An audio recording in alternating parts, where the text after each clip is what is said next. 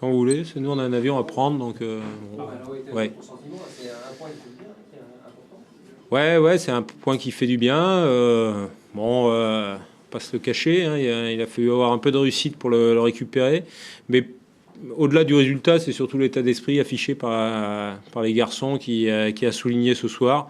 Ça nous permet de prendre un point. C'est très bien ici. Hein, on sait la difficulté.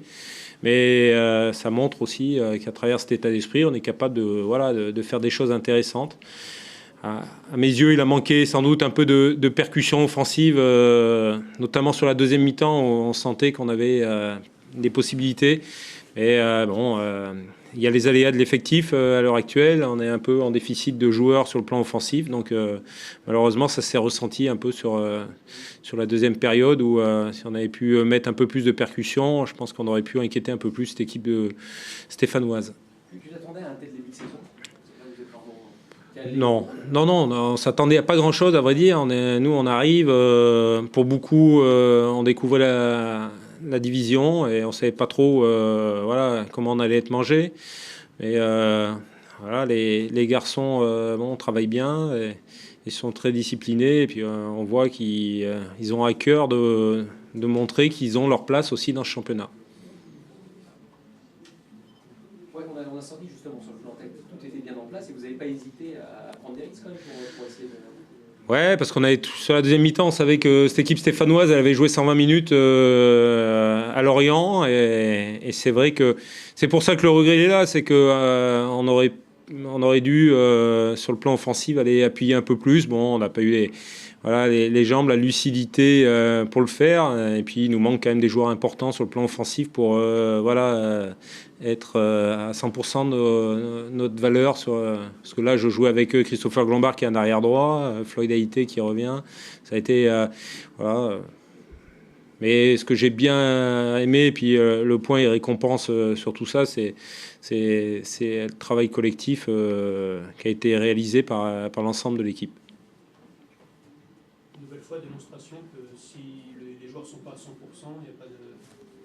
Oui, c'est pas, à mes yeux, c'est pas, j'apprends rien, mais quelque part, là, ce match de 3 a eu au moins la bonne idée de nous montrer que quand on affiche ce qu'on est capable de faire ce soir, on peut légitimement être optimiste pour les semaines qui arrivent, mais dès qu'on s'en éloigne, on devient une équipe lambda et on perd chez soi face au dernier du championnat.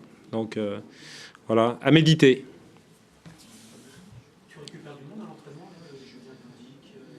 Pas tout à fait encore, non. Non, on va être encore en déficit offensif là-dessus, parce qu'on va récupérer Diego pour Nice. Oui. Voilà, et puis Fortes tout dit qu'il faudra encore attendre. Voilà. Après la trêve internationale, si tout se passe bien. Voilà, bonne soirée. Christophe, ce sont encore des points laissés en route à domicile? Oui, ce sont des points laissés en route à domicile, oui. Et pourtant, on avait la volonté avant, on a eu la volonté pendant le match de vouloir gagner, et on n'y est pas arrivé. On n'y est pas arrivé par... évidemment, il y a toujours un adversaire qui veut ramener au moins un point, mais sur le match, sur l'ensemble du match, on a beaucoup de situations favorables qu'on n'arrive pas à concrétiser, avec certes peut-être un peu... automatiquement un peu de fraîcheur en moins, parce qu'il y a eu le déplacement, il y a eu le match de 120 minutes en Coupe de la Ligue, mais vraiment pas grand-chose à reprocher à mes joueurs, parce qu'on a appliqué tout ce que l'on sait faire dans le jeu pour se procurer des situations, pour avoir la maîtrise du jeu, pour avoir une emprise sur le match. Mais malheureusement, le geste final, on a manqué de lucidité dans quelquefois la dernière passe, quelquefois dans le dernier geste, et quelquefois on a manqué de réussite et de chance. C'est déjà le cas contre Sochaux, à Montpellier, si vous n'avez pas tué le match. Ça t'inquiète pas un petit peu ce manque de... Non, ce qui m'inquiéterait, ça serait de voir l'équipe déjouer. Ce qui m'inquiéterait, ça serait de voir des joueurs ne pas se battre. Et c'est pas ce que je vois, même si on rapporte peu de points sur les 3 derniers matchs de championnat, vraiment très peu de points. Mais sur, sur ces 3 matchs, et notamment on parle de celui-ci, voilà, je serais inquiet si les joueurs ne couraient pas, si les joueurs ne se battaient pas, si les joueurs n'avaient pas envie de jouer. Et c'est pas le cas, c'est bien le contraire, ils ont envie de jouer. Ils sont dans une réelle volonté de mettre une emprise sur le match, mais après il y a ce geste final qui est aujourd'hui on est déficitaire sur ce geste final pour différentes raisons, mais je crois quand même que avec quelque part un peu de manque de réussite et un peu de manque de lucidité sur ce dernier geste, sûrement lié peut-être à un peu de fatigue. La rentrée de Brandao a fait décisif parce qu'il a... Oui, mais elle a failli. Je veux dire, elle était positive quand même. Oui, c'est une bonne rentrée. Il a été très utile à l'équipe. Il s'est créé des situations. Il est rentré, il a tiré 3 fois. Il a cadré 2 fois, une fois sur la transversale et ça aurait pu rentrer. Malheureusement, voilà, sur ce geste-là, à la 92e minute, à la fois lui manque de réussite et ça ne bénéficie pas à l'équipe, c'est dommage. Mais voilà, il faut continuer, et persévérer, ne pas douter, continuer. De toute façon, on sait que les matchs sont difficiles. Il n'y a plus de petites équipes dans le championnat, encore moins quand vous recevez ou vous devez automatiquement faire le jeu, donc faire beaucoup d'efforts. Voilà, et ce soir, ça nous a encore une fois pas souri. Vous allez recevoir 2 fois de suite avec le match contre Nancy. On a l'impression qu'à domicile, il y a des difficultés. Tu sens des difficultés particulières à domicile pour, Marqué. Là, vous avez perdu quand même pas mal de points sur. Sochaux, on avait perdu contre Lille aussi pour la journée, mais oui, on a des difficultés à prendre l'avantage dans nos temps forts, à prendre l'avantage quand on se crée 2, 3, 4 situations en 30 minutes. Voilà.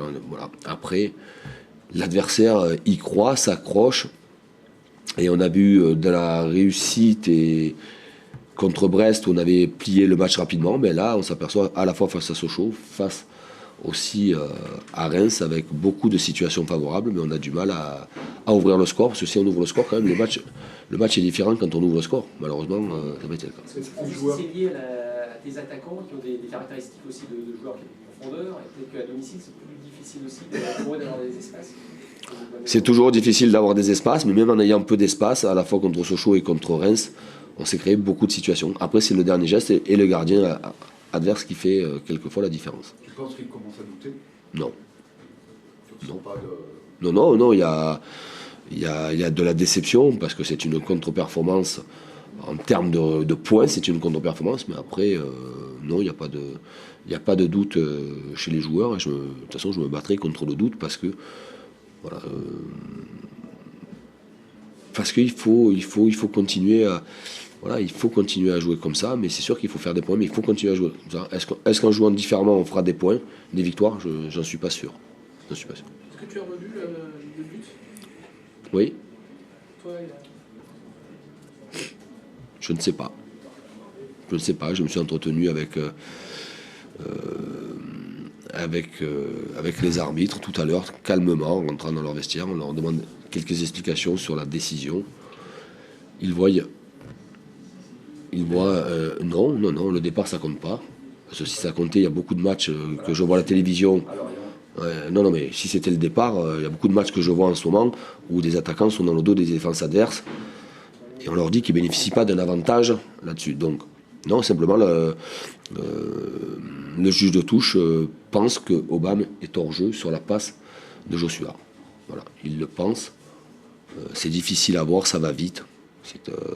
Il l'a jugé comme ça et c'est tout. Kurt à droite, on l'avait déjà vu l'an dernier. Déjà, comment tu pensais? Visiblement, il a grandi, ça se voit. Oui, il grandit, il a des repères, même s'il manquait de rythme parce qu'il n'avait pas joué depuis un certain moment, c'est pas aussi son poste, mais il a fait très peu de fautes sur un plan défensif. Bien évidemment qu'il a essayé d'apporter, mais c'est quand même pas sa qualité essentielle dans un couloir. Mais voilà, il a joué juste sans créer très souvent un surnombre. Il a eu un bon ballon à donner à un certain moment en fin de deuxième période. Malheureusement, il n'a pas pu bien l'ajuster. Mais il a tenu son poste sur un plan défensif. Tu parlais d'état d'esprit de ton équipe qui était très positif. Bon, vous avez manqué un peu d'efficacité. Est-ce que tu t'imagines pour le prochain match de dire peut-être que je veux aussi changer un peu l'organisation? Est-ce que une pointe par exemple devant qui permettrait aussi par Aubameyang de tourner autour, ça pourrait donner un peu plus de réussite aussi à tes attaquants? Peut-être. Peut-être. Oui. Pour Mignot, c'est sérieux? On verra demain ou dans 48 heures. Ça paraît une contracture, mais après, à la cuisse. À la cuisse.